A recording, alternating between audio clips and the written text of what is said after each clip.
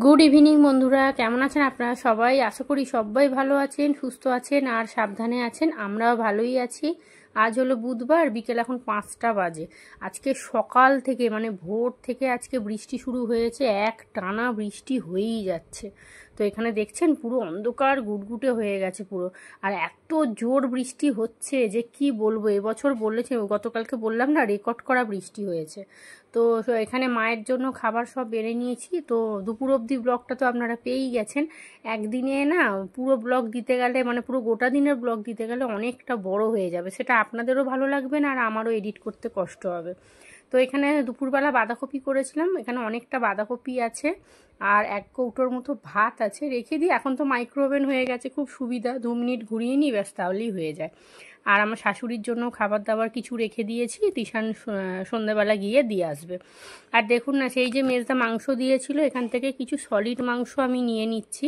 ওই আজকে রাত্রিরে ঘুগনি করব, তো ওটার মধ্যেই একটুখানি ছোট ছোট করে করে কেটে ওই কিমা মতো করে ওটার মধ্যে দেবো আর কি। আর ফ্রিজের মাংস একদম খেতে ভালো লাগছে না জানেন তো। দিয়েছে, কি করব এখন বলুন তো? মেজদাকে বলবো যে এই রবিবার থেকে আমাকে আর দিস না, তো কেউ যদি কম পয়সায় নেয় তাদেরকে খোঁজ লাগা, তাকে দিয়ে দিবি। তো ওকে বলছিলাম যে এর মধ্যেই ফ্রিজটা কেন না, বলছে না রে, আসলে ঠাকুমার কাজ হয়েছে তো। তো ও সব থেকে বেশি টাকা দিয়েছে, মেজদার কথা বলছি আর কি। তো এক্ষুনি এতগুলো টাকা চলে গেছে, অনেক তো লোক খেয়েছে, প্রায় 100-র কাছাকাছি লোক খেয়েছে, সবাই মিলেই দিয়েছে, 3 দাদারাই দিয়েছে, কিন্তু বেশিটা ওর থেকেই গেছে আর কি। তো সেই জন্য বলছে এখন আর নেবো না, পুজোর পরে একেবারে শীতকাল এলে দেখবেন একটু ফ্রিজের দামটা কমও নেয়। তো যাই হোক, চলুন, এখানে হাড় মাংস অনেকটা আছে, তো ওটা আগামীকালকে একটু ঝোল করে নেবো। আর সলিডগুলো নিয়ে নিচ্ছি, ওটা কিমা করে ঘুগনিতে দিয়ে দেবো, তার সাথে রুটি হবে। দুপুরবেলা বাসন মাজিনি আমি, না খেয়ে দিয়ে উঠে সঙ্গে সঙ্গে না বাসন মাজতে, মানে বাসন মাজতে পারি কিন্তু খুব কষ্ট হয়, মানে যেন মনে হয় কি পেটের ভাত একবারে মুখে চলে আসবে। একটু আধা ঘন্টা একটু রেস্ট না নিলে হয় না। তো ওই জন্য এখন কী করি, দুপুরবেলা করে বাসনটা মাজি না, ওই 4টে 4:30 করে একেবারে রান্নাঘরে ঢুকে পড়ি, রাতের রান্নাটাও একদম জোগাড় করে নিই, মানে একবারে কাজ শুরু করে দিই, ব্যাস। মানে ওই বাসনগুলো মেজে নিলাম, রাতের যা রান্না বান্না হবে সেগুলো জোগাড় করে নিলাম। আর এখন দেখছি জানেন তো, রাত্রিরে পর না রান্না করতে ভালো লাগছে না, কেমন যেন একটা ঘুমো, মানে একটা বিচ্ছিরি গরম লাগছে, গ্যাস জ্বালালেই না একটা চিটচিটে গরম মতো, আর পাখা জোর দিয়ে দিলে শীত করছে, এরকম একটা প্রবলেম হয়ে গেছে। তো চলুন, এখন কিন্তু এখানে আমি সন্ধে দিয়ে দিয়েছি আর ঠাকুরটা পেতেছি, আমার যে কি ভালো লাগছে। আর সন্ধ্যের পরেও কিন্তু টুকটাক অনেক কাজ থাকে। আর তন্ময় না 5টা অবধি ছিল আজকে, ও এই জাস্ট একটু আগে বেরিয়েছে, ওর আসতে মনে হয় তো বললো দেরি হবে। তো জানি না, ফোন করবে, ওর কাজের কোনো ঠিক নেই আসলে, কি বলুন তো, মালিকের প্রাইভেট ডিউটি তো, মানে যখন তখন হুট করে ফোন করবে, তন্ময় চলো একটু শপিং মলে যাবো, এবার ব্যাস যেতেই হবে যেহেতু ড্রাইভার।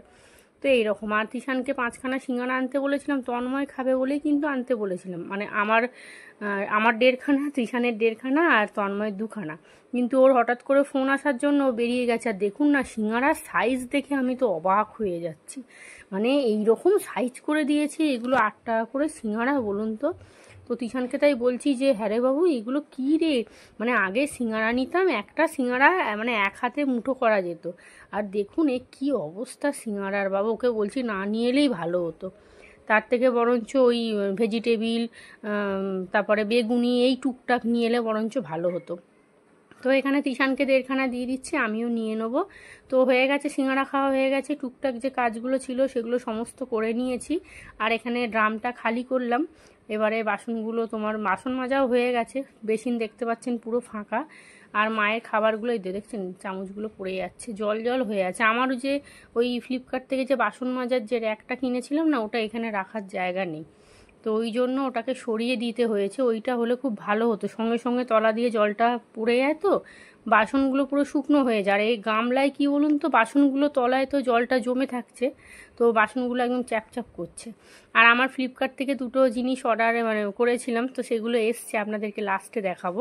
কাজের জিনিসই অর্ডার করেছি। বাসন মাজা হয়ে গেছে, এদিকে রান্নাঘর পুরো পরিষ্কার করে নিয়েছি। আর তন্ময়ের জন্য এখানে 2টো সিঙ্গারা রেখে দিলাম, ও ফোন করেছিল, বললো আমি একটু পরে যাব। তো আমি বললাম ঠিক আছে আসো, তাহলে তোমাকে চা করে দেবো। ও আসুক, ও এলে চা করব, তারপরে আমি আর মানে কি বলুন তো, একা একা চা খেতে আর ভালো লাগে না। তো তাই ভাবছি যে মানে এই গত 3 মাস যেভাবে মানে জীবনটা কাটিয়েছিলাম, খুব কষ্ট হতো। যখনই আমি চা খেতে বসতাম ওর কথা খুব মনে পড়তো, যেহেতু ওকে চা দিতাম, আমি চা খেতাম। তারপর ও আবার চা নিয়ে কমেন্ট করতো যে আজকে চিনি কম হয়েছে কি ভালো হয়েছে কি তিতো হয়ে গেছে, এই নিয়ে দুজনের মধ্যে কথা কাটাকাটি হতো। তো 3টে মাস যেভাবে কাটিয়েছি সে শুধু ভগবান জানে, আমিই জানি। তো যাই হোক, জানি না আমার কপালে কি লেখা আছে, তবে আপনাদেরকে আমি একটা রিকোয়েস্ট করব, আপনারা প্লিজ আমার চ্যানেলটা সাবস্ক্রাইব করুন। কারণ কি বলুন তো, আমি মানে আমার মোটামুটি আমার ওয়াচ টাইমটা ভালোই হয়েছে, কিন্তু সাবস্ক্রাইবটা না হচ্ছে না। মাঝখানে খুব সাবস্ক্রাইব হচ্ছিল, তো ওই ভিডিও না দিয়ে দিয়ে না রিচ পুরো ডাউন হয়ে গেছে। আপনারা প্লিজ চ্যানেলটা সাবস্ক্রাইব করুন যদি আমার ভিডিও ভালো লাগে।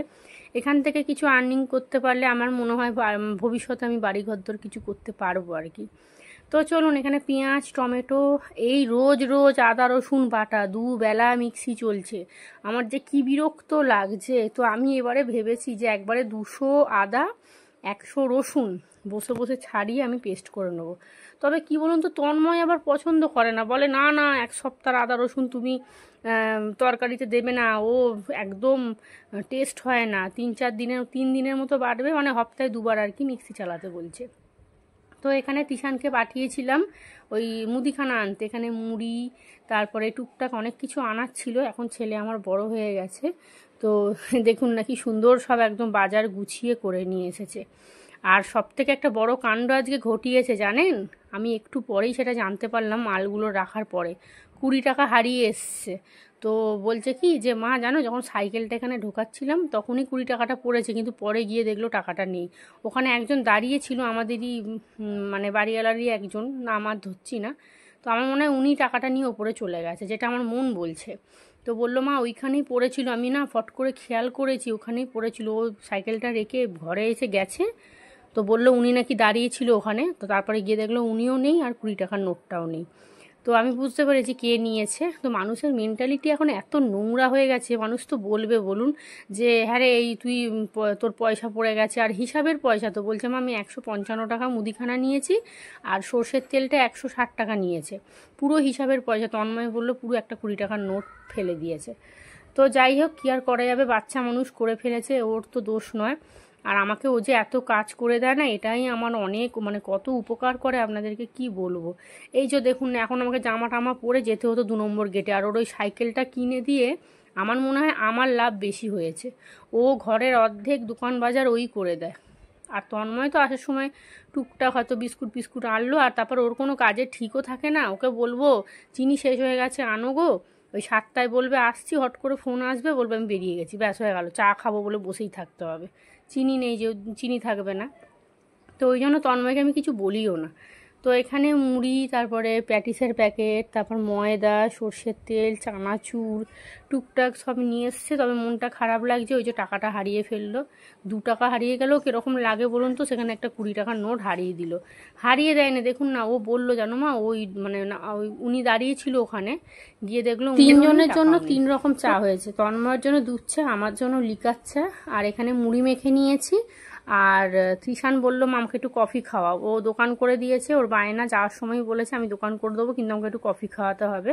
ওই জন্য ওর কফির জল বসিয়ে দিয়েছি। এখানে তন্ময়ের জন্য মুড়িটা মেখে নিয়েছি, একটা সিঙ্গাড়া দিয়ে মুড়ি মাখলাম আর একটা গোটা দিয়ে দেবো। আর রান্নাবান্না বলতে সবই মোটামুটি রেডি, তবে ময়দাটা মাখতে হবে। আর এখানে তেলের যে কন্টেনারগুলো মেজেছিলাম সুন্দর শুকিয়ে গেছে, এইবারে ভাবছি সর্ষের তেলটা ঢেলে দেবো। আর রান্নাঘরের ঝুলটা তো এখনও পর্যন্ত ঝাড়া হয়নি, তো ভাবছি এখন আর ঝাড়বো না, জানেন এই তো হয়েই গেল, পুজো সামনে চলে এসছে। আর 10-15 দিন পরে একেবারে রান্নাঘরটা পুরো পরিষ্কার করে আমার যে ওই এইগুলো আর টাইলসগুলো দেখছেন ওগুলো ভালো করে মাজা ঘষা করে জানলা টাল্লা পুরো মুছে নেবো। তো এখানে চলুন, আমার কিন্তু তেল ঢেলে নিয়েছি। সর্ষের তেলটা জানেন এইগুলোতে না মনে হয় 850 না 900 তেল থাকে। এখন একটা করে সর্ষের তেলের প্যাকেটে 40-30 টাকা করে বাড়িয়ে দিয়েছে। এই তেলটা কিন্তু আগে দাম নিত কত 145 না কত, এই তেলটা দাম নিয়েছে 162 টাকা, মানে 15 টাকার ওপরে, না 130 টাকা নিত বোধহয়, ঠিক মনে পড়ছে না, 162 টাকা নিয়েছে। আর এখানে সাদা তেলটাও আমি ওইটার মধ্যে ঢেলেছিলাম, সাদা তেলটাও একেবারে আমি ঢেলে নিলাম। আর সর্ষের তেল সাদা তেল আমার যে কী তেল খরচা হয়, মানে এখন তবুও না একটু তেল আমি কম দিচ্ছি রান্নায়। আগে তো অনেক তেল পড়ে যেত। কী বলুন তো, নতুন হাতে রান্না যখন হয় দেখবেন মানে আন্দাজ করা যায় না, মনে হয় কম কম দিয়ে বেশি দিয়ে না কম দিয়েছি, কিন্তু ওই যে পরে আবার ঢালতে গেলে তখনই ওটা বেশি হয়ে যায়। তো এখানে এই যে তেলের কন্টেনারগুলো ভরে নিলাম, দেখতে কি সুন্দর লাগছে বলুন। এইগুলো আমি থেকে কিনেছিলাম মনে হয়, ফ্লিপকার্ট থেকে। হ্যাঁ, আমি বেশিরভাগ ফ্লিপকার্ট থেকেই কিনি, কারণ মিশোতে না মাল খুব একটা ভালো দেয় না। একবার সেই বিছানার চাদর অর্ডার করেছিলাম, ওরে মাগো, মানে সেই কি চাদর দিয়েছে, আর রিটার্ন অপশান নেই জানেন। সেই চাদরটা আমার পুরো 2 দিন না 1 দিন পেতেছিলাম, পুরো নষ্টই হলো। সিনথেটিক চাদরটাকে পুরো গছিয়ে। এখানে ঘুগনির কড়াইটা করব, কড়াই তেল দিয়েছি। এইবারে গোটা জিরে, তেজপাতা, শুকনো লঙ্কা ফোড়ন দেবো। আর মাংসটা যখন কাটছিলাম না, পুরো ছিবড়ে হয়ে গেছে জানেন। সেই রবিবারের মাংস, আজকে প্রায় বুধবার হতে যায়। কালকে ওই হাড় মাংসগুলোর যে কি থাকবে জানি না। আমি না এই রবিবার থেকে আর মাংস নেবো না, আমি এটা ঠিক করেই নিয়েছি। কারণ মানে একদম টেস্ট থাকে না এক একজন। আমি তাই ভাবি যে আমেরিকায় মানুষ কি করে খায়, ওই 1 মাস 2 মাসের মাংসগুলো পুরো ছিবড়ে টাইপের হয়ে যায়, কোনো স্বাদ থাকে না। আসলে কি বলুন তো, ওরা মানে বাধ্য খেতে, কি করবে, এছাড়া তো ওদের উপায় নেই, খেয়ে তো বাঁচতে হবে। যে কি করে যে এগুলো সম্ভব আমি তাই ভাবছি। আর তন্ময় তো ফ্রিজের মাংস একদম খেতে চায় না, ফ্রিজের মাছ মাংস খুব একটা পছন্দই করে না। মাছটা তো তবুও খায়, মাংস তো একদম পছন্দ করে না। তো আমাকে তাই সন্ধ্যেবেলা বলছিল, ও বাবা ওই সলিড মাংসগুলো তুমি দেবে, দেখবে ঘুগনি একদম ভালো হবে না। আর এই যে বলে দিয়েছে না, সত্যিকারেরই ও ঘুগনি যখনই করে মুখের সামনে দেবো বলবে ভালো হয়নি, কারণ ওর মনে একটা খুঁত ঢুকে গেছে না, ওইটা নিয়ে এখন চলবে। তো এখানে এই যে আদা রসুন বাটা দিয়ে দিয়েছি, টমেটো, পেঁয়াজ, তারপরে গুঁড়ো লঙ্কা দিলাম। আর হলুদ লঙ্কার প্যাকেটগুলো 5 টাকা করে না 6 টাকা করে বাড়িয়ে দিয়েছে, আপনাদের বলছিলাম না। আসলে যখন দেখে না কোনো জিনিস এই অ্যাকাউন্ট থেকে অনেক নিচ্ছে, তখন কি করে বলুন তো, হুট করে দামটা বাড়িয়ে দেয়। ওই যে আমার চালের ব্যাপারটা দেখলেন না, যখনই দেখছিল অনেক চাল নিচ্ছে, ও বাবা তার মানে তো মানে চালটা তো খুব ভালো চাল, এইবারে বাড়িয়ে দেবো নাও। ওই যে বাড়িয়ে দেওয়ার নাম করে আমি চাল নেওয়া বন্ধই করে দিয়েছি। এইগুলো ওরা বুঝতে পারে না যে এই যে বাড়িয়ে দেবো, কাস্টমার তো বুঝতে পারবে, তারা তো আর নেবে না। তাহলে তা তোমার ওই 10 কিলো চালটা বিক্রিটা ভালো, নাকি তোমার একবারে বন্ধ হয়ে যাবে বিক্রিটা সেটা ভালো? এরা মানে কি বলুন তো, লোভে পড়ে যায় মানে ব্যবসায়ীগুলো। তো চলুন, এখানে দেখুন না হলুদ লঙ্কাগুলো বাড়িয়ে দিয়েছে। তো এরপর যখন আরও বাড়াবে আমি আর নেবই না, আমি কুকমি প্যাকেটের হলুদ লঙ্কা নিয়ে নেবো। তো এখানে মশলা ভালো করে কিন্তু কষিয়ে নিয়েছি। আর দেখুন মাংসটা দেখলাম অনেকটা আছে। তো তন্ময়কে বললাম একটুখানি খাবে, ও তো নাক ছেঁয়াচ্ছে, না না ও ফ্রিজের মাংস আমি খাবো না। তো একটুখানি নিয়েছি, ও খেলে খাবে, নাহলে আমি খেয়ে নেবো। আর তৃষান গেছে মাকে খাবারগুলো দিতে। আর ফ্লিপকার্ট থেকে যেগুলো মানে নিয়েছি আপনাদেরকে দেখাচ্ছি। এখানে একটু লঙ্কা গুঁড়ো দিয়ে দিলাম, ধনে পাতা আছে, একটু ধনে পাতা দেবো, অল্প করে একটু মিষ্টি দিলাম। আর আমি ঘুগনির মধ্যেই একটা আলু ছোট ছোট করে কেটে সিদ্ধ করে নিয়েছিলাম, ওটা দিয়ে দিয়েছি। এই যে এখানে একটুখানি আমি জিরের গুঁড়ো দিচ্ছি। আর এবারে কিন্তু ধনে পাতা দিয়ে দেবো। একটু টমেটো সস দিলে ভালো হতো, কিন্তু যেহেতু চিনিটা দিয়ে ফেলেছি তো তাই টমেটো সসটা দিচ্ছি না। আর অনেকটা ঘুগনি করেছি, কারণ কালকে সকালে না ব্রেকফাস্টে হয়ে যাবে। তো রুটিটা আটাটাও একটু বেশি করে মেখেছি। তো এই ভেবেছিলাম প্রথম গরম গরমই কালকে সকালে করব, তারপর ভাবলাম যে থাক মাইক্রোওভেনে তিশানকে বলবো 2টো রুটি গরম করে নে, তো একেবারে না সকালে ব্রেকফাস্টটা হয়ে যাবে। ওই জন্যই এক করার মতো এখানে ঘুগনি হচ্ছে। আর এখানে ধনে পাতা বলবেন না, ফ্রিজে ধনে পাতা রাখলে শুকিয়ে যাচ্ছে কেন বলুন তো? আপনারা যদি কেউ জানেন তো আমাকে একটু বলবেন তো, যে কিভাবে ফ্রিজে ধনে পাতা রাখলে একদম টাটকা সতেজ থাকবে। আর ধনে পাতার যা দাম, ওই যে আমাকে তো এমনিই তো গতকালকে ঠকিয়ে দিয়েছে, ওই 2খানা না 3খানা ডাঁটি দিয়েছে, 10 টাকা নিয়েছে। তো এখানে দেখুন না, তিশানকে বলেছিলাম আসার সময় একটু মৌরি মিছরি আনবি। তো আমার না ওই শরীর খুব গরম হয়ে যাচ্ছে, মানে পেট গরম হয়ে যাচ্ছে, মানে রাতে ঘুমোচ্ছি কিন্তু শরীরটা কেমন যেন উসকুস উসকুস করছে। মা বলছে তোর পেট গরম হচ্ছে। তো সেই কারণে এই মৌরি মিছরি আনলাম, এই কাপটার মধ্যে ভিজিয়ে রেখেছি। প্রতিদিন এখন মোটামুটি 3-4 দিন টানা খাবো, যেহেতু এই সবে সবে একটু শরীরটা লাগছে, তো 3-4 দিন খাওয়ার পরে বন্ধ করে দেবো, কারণ অতিরিক্ত খেলে আবার ঠান্ডা লেগে যায় বলে। রাতে রান্নাবান্না রেডি, এখানে গরম গরম ময়দার রুটি। তবে তন্ময়কে বলে দিয়েছি কিন্তু আমি এবার কিন্তু আটা ময়দা মিলিয়ে রুটি করব, সবাই আমাকে কমেন্ট করছে, তো রাজি হয়েছে, বলেছে ঠিক আছে। আর এই হলো চিকেন, কি বলবো, চিকেন কিমা দিয়ে ঘুগনি। হ্যাঁ ঘুগনি একদম মাখা মাখা করে করেছি, খেতে খুব ভালো হয়েছে কিন্তু অনেকটাই করেছি বললাম তো, কালকে সকালবেলা হয়ে যাবে। আর দেখুন দেখতে কেমন লাগছে আমাকে জানাবেন কিন্তু। আর এর মধ্যে একটু গরম মশলা দিলে ভালো হতো, কিন্তু আমার না গরম মশলার প্যাকেটটা শেষ হয়ে গেছে। তো চলুন এবারে ফ্লিপকার্ট থেকে আমি কি অর্ডার করেছি আপনাদেরকে দেখাই। রান্নাঘর কিন্তু পুরো একদম পরিষ্কার করে মুছে টাছে নিয়েছি। বাসনগুলো যে সঙ্গে সঙ্গে মেজে নিচ্ছি এটা একটা শান্তি।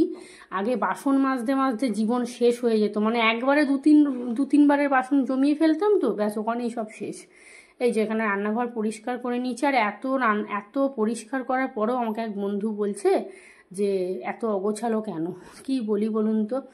খাওয়া দাওয়া কমপ্লিট হয়ে গেছে, তন্ময় গেছে বাথরুমে, তিশানো ওই যে শুয়েছিল। তো দেখাই আপনাদেরকে কি অর্ডার করেছি। এই যে এখানে একটা টিভির কভার অর্ডার করেছি। তো এইগুলো মিশো থেকে কিন্তু অর্ডার করেছি, দুটোই মিশো থেকে। তো একদম রিটার্ন অপশান দেখে অর্ডার করেছি, কারণ মিশোর মাল না কম দাম, খুব কম, কিন্তু জিনিস খুব একটা ভালো দেয় না একদম। এই যে দেখলাম তো কভারটা একদম ঠিকঠাক দিয়েছে, তন্ময় আবার টিভিতে লাগিয়ে একদম দেখে নিয়েছে, বললো না ঠিকই আছে। টিভিটা না ওই ওপরটা পুরো নোংরা হয়ে যায়, তো এটা লাগিয়ে দিলে দেখতেও সুন্দর লাগবে। আর টিভিটা বারবার করে আমাকে আর কলিন দিয়ে মুছতে হবে না, মাসে একবার মুছলেই হয়ে যাবে।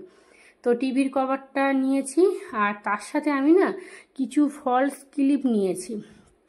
ক্লিপ না মানে ওই হ্যাঁ ফলস ক্লিপই বটে ওটা, ওই যে আঠা দেওয়া যে ক্লিপগুলো হয় না, তো ওইগুলো নিয়েছি একসাথে 10খানা এরকম নিয়েছি। আর তার সাথে এটা অর্ডার দিয়েছি, কি বলে টিভির কভার। আর একটা ঘড়ি অর্ডার দিয়েছি। আমার না ওই ওয়াল ক্লক একদম নেই, মানে ঘরে একটাও ঘড়ি নেই আমার, জানেন তো, ওই জন্য ঘড়িটা খুব দরকার ছিল। তবে ঘড়িটা এখনও আসবে না, কটা দিন পরে এলে আপনাদের অবশ্যই দেখাবো। আর কিছু ভেবেছি ফুল অর্ডার করব। ওই আমার ড্রেসিং টেবিলের সামনে যে ফুলদানিটা আছে না, তো ওইগুলো, কারণ অনলাইনে দামটা একটু কম দেখলাম, তো এইটাও অর্ডার করবো। এই যে এই ক্লিপগুলো নিয়েছি, এটা আঠা সিস্টেম, পিছনে প্লাস্টিকটা খুলে দেয়ালে চিটতে দিলে ওই রান্নাঘরে টুকটাক মানে জিনিস ঝোলানো, তারপরে জামা কাপড় ঝোলানোর জন্য, রান্নাঘরে বিশেষ করে আমার খুব দরকার ছিল চামচ হাতা এগুলো ঝোলাবার জন্য। আর ভাড়া বাড়িতে ডিল ফিল করা তো যায় না বলুন, এই তো কটা ডিল করেছি, বাড়ি যেন কাঁপছে। তো চলুন কি নিয়েছি আপনাদের দেখিয়ে দিলাম। তো ভিডিওটাও এখানেই শেষ করব, খাওয়া দাওয়া হয়ে গেছে, এবার শোবো। তো আপনারা সবাই ভালো থাকবেন, সুস্থ থাকবেন, সাবধানে থাকবেন। আমার চ্যানেলটা প্লিজ সাবস্ক্রাইব করে দেবেন। আর কমেন্ট করে জানাবেন ভিডিওগুলো কেমন হচ্ছে, আপনারা প্লিজ কমেন্ট করবেন, তাহলে ভিডিও করার উৎসাহটা পাই। তো চলুন আজকের মতো টাটা।